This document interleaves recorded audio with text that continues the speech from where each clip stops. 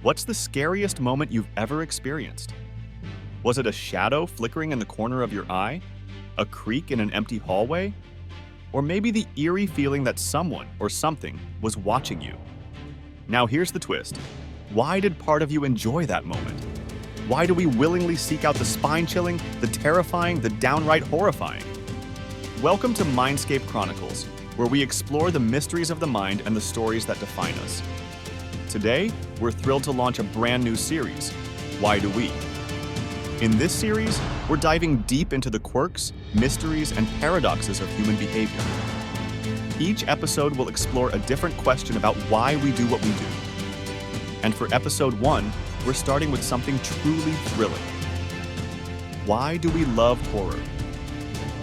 It's a topic that has fascinated humans for centuries, and today we're going to uncover the science, psychology, and culture behind our obsession with the things that go bump in the night. Let's dive in. Chapter 1.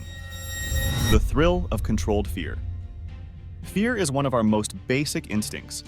It's part of our evolutionary design, designed to protect us by triggering fight or flight responses when we sense danger. So why, then, do we willingly seek out fear? The key is control. When we watch a horror movie or read a spooky story, our brains respond as though we're in real danger, heart racing, palms sweating, adrenaline pumping. But, unlike actual danger, we know we are safe. The thrill comes from this paradox. We get to experience the physical sensations of fear, but we're in a controlled environment. This is why horror movies and haunted houses are so addictive. We experience the rush of fear, without the consequences. In fact, studies show that the part of the brain responsible for processing fear, the amygdala, is activated during scary experiences, but we simultaneously know we're in no real danger. Chapter 2. Curiosity and the unknown. Humans are wired to explore the unknown. From an evolutionary standpoint, curiosity helped our ancestors survive. Those who dared to venture into the unknown were the ones who discovered new resources or warned of hidden dangers. Horror capitalizes on this innate curiosity. The genre thrives on the unknown. What's behind the door? What's hiding in the shadows? What lies beneath the surface? In fact, studies on human behavior show that mystery and suspense activate similar parts of the brain as curiosity-driven tasks. We're literally programmed to want to solve the puzzle, whether that's solving a mystery in a horror film or figuring out what lurks in the dark. This tension between wanting to know and being afraid to find out is what makes horror so engaging. Chapter 3. Fear and the brain's chemical rush. When fear strikes, the brain activates a cascade of physical and chemical responses. Your heart rate spikes, your pupils dilate, and your muscles tense. This is your body preparing for a fight or flight response. However, when the danger is fake, as in a horror movie, this response doesn't lead to harm, but instead, it creates a unique experience. According to neuroscientists, the sudden rush of fear, followed by the knowledge that we are safe, triggers the release of dopamine, the feel-good chemical in the brain. This is why we get that rush of satisfaction after a scary moment in a horror story or movie. The immediate fear is followed by a reward, creating a cycle of fear and pleasure. Research on the psychological effects of horror shows that this cycle is not just thrilling, but addictive. Chapter 4. Horror as emotional catharsis. Catharsis is the process of releasing and thereby providing relief from strong or repressed emotions.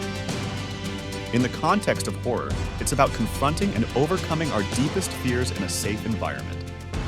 Horror lets us experience intense emotions, terror, suspense, anxiety, without real-world consequences.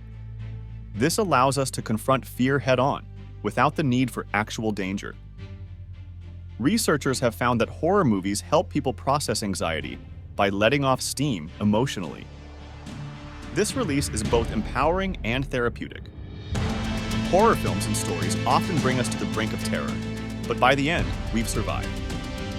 This makes us feel emotionally cleaned out, purged of the negative feelings we carry. In fact, studies have shown that people often report feeling a sense of relief and even joy after finishing a scary movie, as if they've survived something difficult. Chapter 5: Horror as a Cultural Mirror. What we fear often reflects the values and concerns of society at large. In medieval times, people feared witches and demonic possession, reflecting societal anxieties around religious beliefs and the supernatural. In modern times, the monsters in our horror stories have evolved into reflections of contemporary fears. Nuclear annihilation, zombies reflecting societal collapse, or AI turning against humanity. Horror holds a mirror to what we fear as a culture. It adapts to our time, tapping into our collective unconscious. This shift is so evident in recent horror films, such as psychological thrillers that tackle issues of mental health, identity, and the fragility of the human mind. Research by cultural theorists suggests that horror films are often shaped by social and political contexts. The fears they explore change in response to collective societal shifts. Horror, in a way, reflects not just what scares us, but also what we fear losing or changing in society. Chapter 6: The future of fear horror is evolving rapidly, and much of this change is driven by advancements in technology. Virtual reality, AI-driven storytelling, and immersive gaming experiences are taking horror to new heights, allowing us to experience fear in ways we've never imagined. Imagine a horror game that reads your emotions, adjusting the scares based on your reactions. Or a movie that adapts to the choices you make, creating a personalized experience of fear. AI is already shaping the future of horror, ensuring that we will never fully be able to predict the next scare. This shift toward personalized, interactive horror promises to make the genre even more intense and engaging. As we move into this new era, the fear we experience may be more specific to us individually, making it even more gripping. So why do we love horror?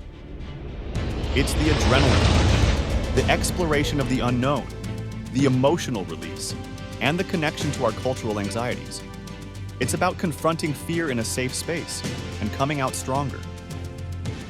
Now it's your turn. Why do you love horror? Let us know in the comments below. And if you enjoyed this episode, don't forget to subscribe, and hit that bell icon.